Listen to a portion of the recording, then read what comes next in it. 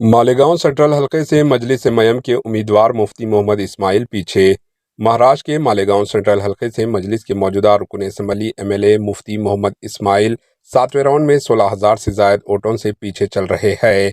इस हलके से आसिफ शेख रशीद आगे चल रहे हैं, जो Indian secular largest party of Maharashtra नामी पार्टी से मुकाबला कर रहे हैं।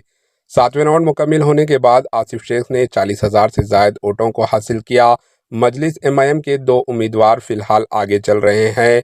औरंगाबाद ईस्ट के मजलिसी उम्मीदवार एमआईएम उम्मीदवार इम्तियाज जलील 23,549 वोटों की अक्सरियत से आगे है, और मजलिस एमआईएम के एक और उम्मीदवार फारूक मकबूल, जो शोलापुर सिटी सेंट्रल हलके से मुकाबला किया था, दूसरे राउंड में 5,000 से ज्यादा वोटों से आगे चल रहे हैं।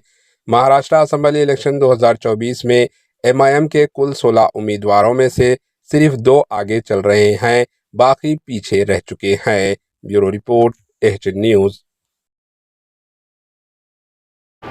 एएचए न्यूज को लाइक करें, शेयर करें और सब्सक्राइब करना ना भूलें।